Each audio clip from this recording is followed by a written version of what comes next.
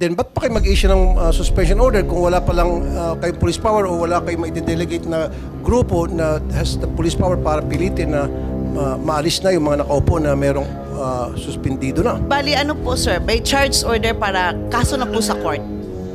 O so, mahabang proseso yan pag korte. Actually, sir, yes po. Then useless. When you go to court, mahabang proseso yan. Nandiyan yung RTC, nandiyan yung Court of Appeals, nandiyan yung Supreme Court. Damn, abutin ng taon-taon. Tapos, habang nilitis yung kaso sa korte, adding insult to injury, nakaupo pa rin yung nasuspindido at titiba-tiba pa rin, ika nga. So, bakit pa issue ng suspension order? Kung in the end pala, sa korte rin palang bagsak. Yun po kasi yung process ng Then, patas. then there's a problem with the system.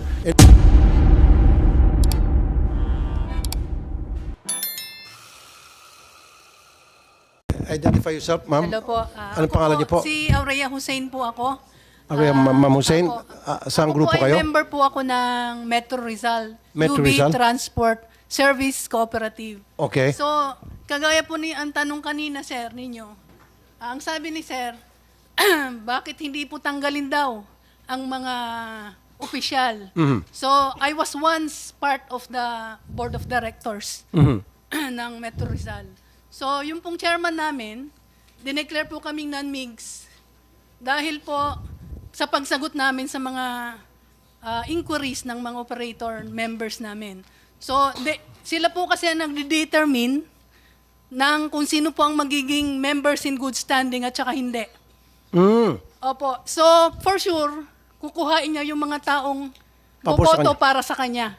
Kaya po kahit po meron ng nailabas noon sa Kongreso na 9.5 million na nawawala na hindi po ma-explain ng chairman at saka ng manager. Hanggang ngayon po, nakaupo pa rin po silang dalawa. Yung pong verified complaint ay nakafile na sa CDA. Magwa 1 year na po sa August 21. Hanggang ngayon wala pa po silang desisyon. At ang pinakamasakit, Mr. Chair, kami po ay mga operator na dating daily po ang aming kinikita. Ngayon po ay 4 months na po kaming walang nare-receive. Paano po ang maintenance? Paano po ang aming mga pamalengke, pambayad ng bills, pampa-enroll po ng aming mga anak? Hindi po kami tumutol sa modernization. Maganda po ang aming ruta. Kumikita po ang aming kooperatiba. Pero bakit po ganon? Dahil po hindi po honest ang mga nakaupo. Wala pong transparency po. Ngayon, nabigyan po ng CDA ng COC ang aming kooperatiba despite po sa mga madaming violations. Hindi ko po alam kung bakit ganon. Bakit po sa ibang region ng CDA may suspension po ang mga officers pero bakit sa Region 4A wala po? Okay. Pagbigyan ko si yung isa na lang. Itong anong pangalan niyo po, sir? Yung naka-red, naka-stripe. Anong grupo po kayo, sir? Magandang umaga, Mr. Chair. Ako po si Nole Rosales, galing po sa United Negros Driver Center Operator po. Okay. Yung sinususugan ko lang po kay Sir na sinasabi, dahil may kakulangan po dito yung CDA sa tingin namin. Dahil ito po yung katunayan na mayroon na po na sinuspended na mga opisyal. Pero hanggang ngayon po ay nakaupo pa rin bilang opisyal ng mga kooperatiba. Hindi po alis-alis ng CDA ang kanilang order. Ito po yung nagpapatunay na may order na yung CDA, pero hanggang ngayon nasa opisina pa rin ang mga opisyal na inorderan na 90 days preventive suspension. Ito po yung problema. Anong grupo po yan, sir, na nabigyan na ng suspension order pero hanggang ngayon nakaupo pa rin? Walang ginawa yung ating... Region 6 po, United Negros Transport Cooperative po. Okay. So meron suspension order pero hindi ini-implement? Hindi po na-implement hanggang ngayon. Yung mga opisyal po, nakaupo pa rin. Okay. LTFRB, pakisagot po. Mr. CDA. Chair, sa CDA po yan, hindi po Okay. sa LTFRB. Sorry. Sino dapat sumagot? Ayun pala, sorry. Si ASEC Mirla Paradillo. Ma'am, pakisagot. Good morning, Your Honor. Sir, gusto ko lang pong i-clear that this program during the crafting of this program, CDA was not even consulted. We were not part of this program. But the only role of CDA then was to register a Ma'am, I'd cooperative. like to recognize our Senate President, Senator Cheese Cordero. Good morning po, Senator. Our only role was to register transport cooperative upon the endorsement of the Office of Transportation Cooperatives. So yun lang po ang naging role namin. But even then, dahil nga na-approve na siya, we accept and adapt it. So maraming gulo na nangyari, napasok na kami kasi nga dahil involved ang aming mga transport cooperatives. Ma'am, sorry ha. Hindi mo ata nasagot yung Yes tanong po. ko. Sasagutin ko po. Meron, pakidiretso na lang po, Yes ma'am. po. Bakit hindi pa rin ma-implement yung suspension order? May mga Hanggang ngayon nakaupo pa rin Yeah. yung mga suspendido na dapat. Yes po. May charge order na po sila, nakakasuhan po yung mga hindi nag-implement ng mga suspension, and even dahil meron sila mga negligence, mga gross misconduct. Kaya nga, ma'am, ang sinasabi nga kanina, anong pangalan niyo ulit, sir? Yung may hawak-hawak ng suspension order? Ang sinasabi niya, may suspension order na, pagkatagal-tagal na yung suspension order, and yet hindi niyo pa rin na-implement, nakaupo pa rin. Yun yung nakaka-insulto para sa mga jeepney operators, sa mga jeepney drivers particularly. Yes, sir. Wala naman po kasi kaming police power.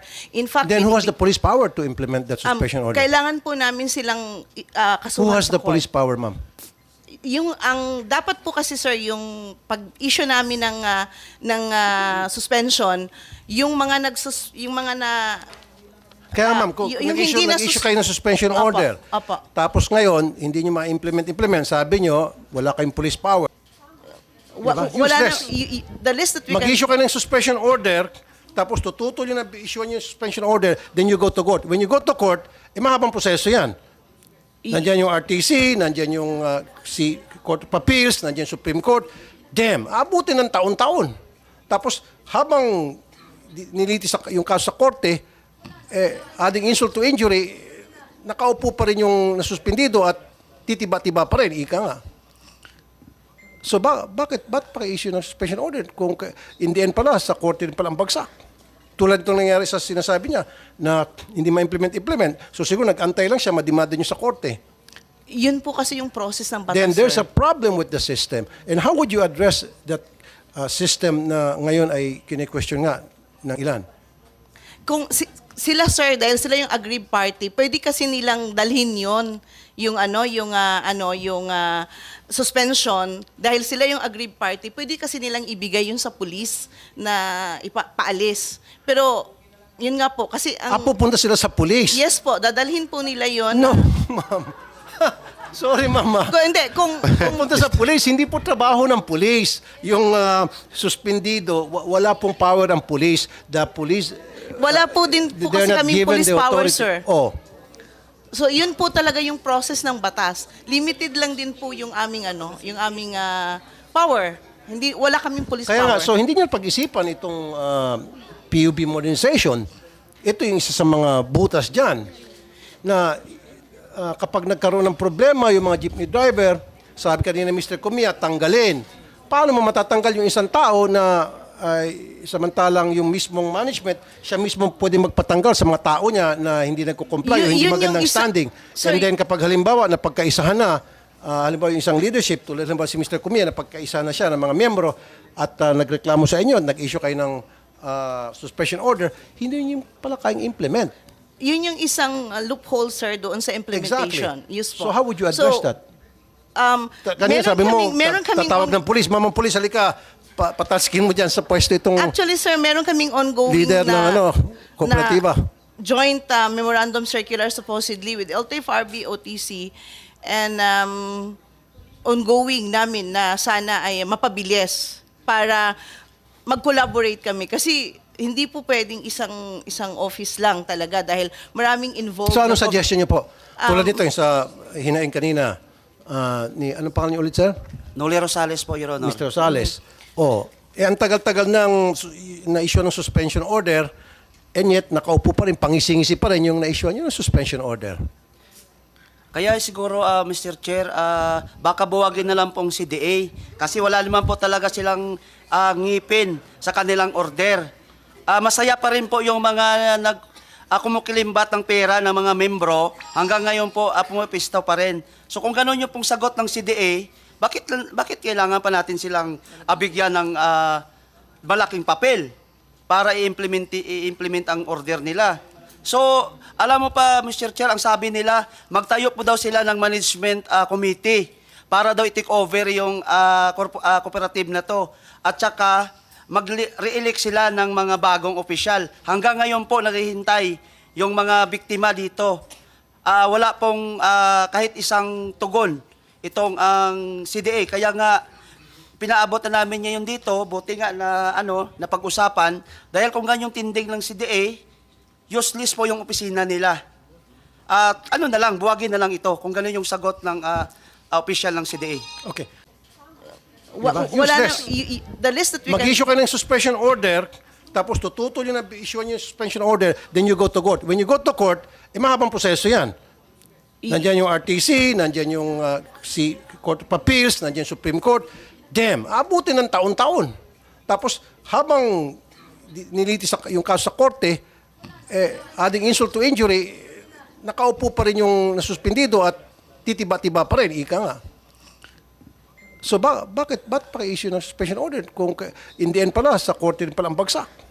Tulad itong nangyari sa sinasabi niya na hindi ma-implement. So siguro nag-antay lang siya, madimanda niyo sa korte. Yun po kasi yung process ng batas, Then there's sir. a problem with the system. And how would you address that system na ngayon ay kine-question nga ng ilan? Kung sila, sir, dahil sila yung aggrieved party, pwede kasi nilang dalhin yon yung suspension, dahil sila yung aggrieved party, pwede kasi nilang ibigay yun sa pulis na paalis. Pero yun nga po kasi Pupunta sila sa police? yes po, dadalhin po nila yon. No, ma'am. Sorry, mama. Kung Pupunta sa police, hindi po trabaho ng police. Yung suspendido, wala pong power ang police. The police, wala po din po they're kasi not kami given police the power, authority. sir. Oh. So yun po talaga yung process ng batas. Limited lang din po yung aming power. Wala kaming police Kaya nga, power. so hindi niyo pag-isipan itong PUB modernization. Ito yung isa sa mga butas dyan na kapag nagkaroon ng problema yung mga jeepney driver, sabi kanina Mr. Kumia, tanggalin. Paano mo matatanggal yung isang tao na samantalang yung mismong management, siya mismo pwede magpatanggal sa mga tao niya na hindi nagko-comply o hindi Yun yung magandang standing. Sir, And then kapag halimbawa na pagkaisahan na, halimbawa yung isang leadership, tulad halimbawa si Mr. Kumia, na pagkaisahan na siya ng mga miyembro at nagreklamo sa inyo, nag-issue kayo ng suspension order, hindi niyo pala kayang implement. Yun yung isang loophole, sir, doon sa implementation. Exactly. Yes po. So how would you address that?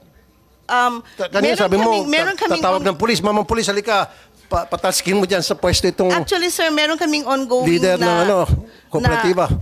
Joint memorandum circular supposedly with LTFRB, OTC, and ongoing namin na sana ay mapabilis para mag-collaborate kami. Kasi hindi po pwedeng isang office lang talaga dahil maraming involved. So anong suggestion niyo po? Tulad nito yung sa hinaing kanina, anong pangalan niyo ulit, sir? Noli Rosales po, Your Honor. Mr. Rosales. Ang tagal-tagal nang na-issue ng suspension order, and yet nakaupo pa rin, pangisingisi pa rin yung na-issue nyo ng suspension order. Kaya siguro, Mr. Chair, baka buwagin na lang pong CDA kasi wala naman po talaga silang ngipin sa kanilang order.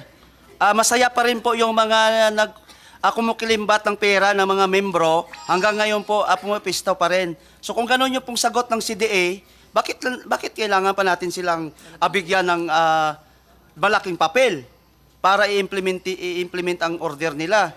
So, alam mo pa, Mr. Chair, ang sabi nila, magtayo po daw sila ng management committee para daw i-take over yung cooperative na to. At saka, mag-re-elect sila ng mga bagong opisyal. Hanggang ngayon po, naghihintay yung mga biktima dito. Wala pong kahit isang tugon itong ang CDA. Kaya nga, pinaabot na namin ngayon dito, buti nga na napag-usapan, dahil kung ganyong tindig ng CDA, useless po yung opisina nila. At buwagin na lang ito kung gano'n yung sagot ng official ng CDA. Okay.